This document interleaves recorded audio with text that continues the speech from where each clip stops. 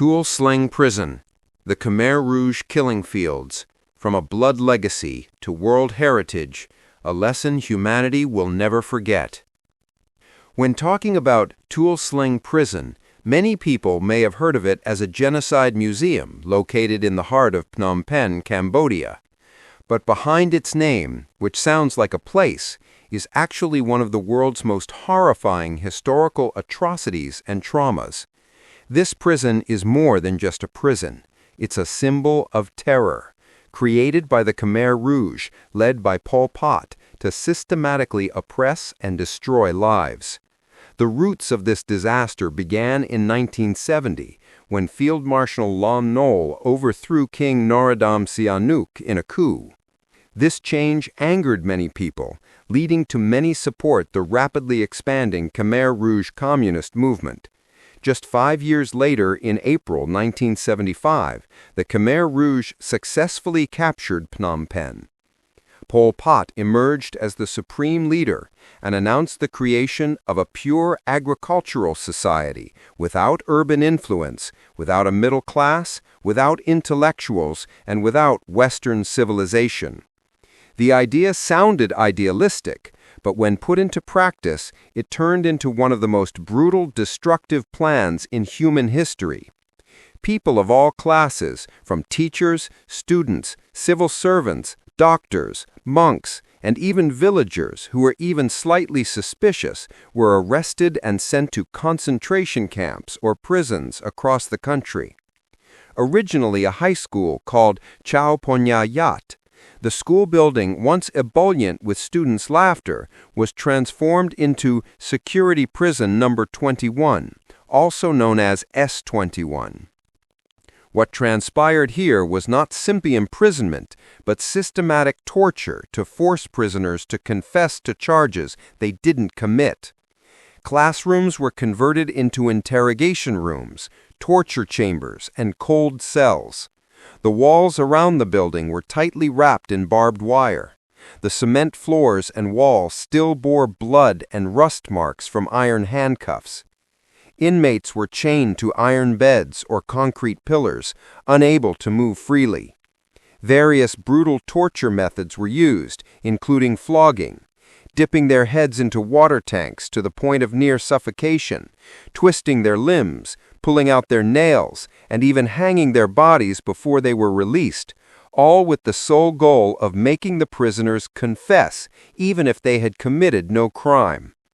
Records indicate that over 20,000 prisoners were brought to S21, but only 7 survived. This figure alone speaks volumes of the brutality.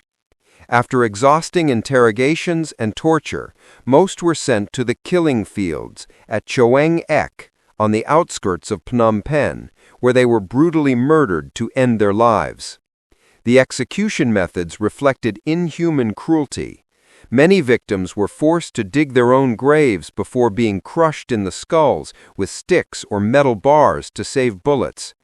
Infants and pregnant women were also spared this brutal death. Over 8,000 human remains were discovered within Choeng Ek, and it is believed that many more lie dormant beneath the ground.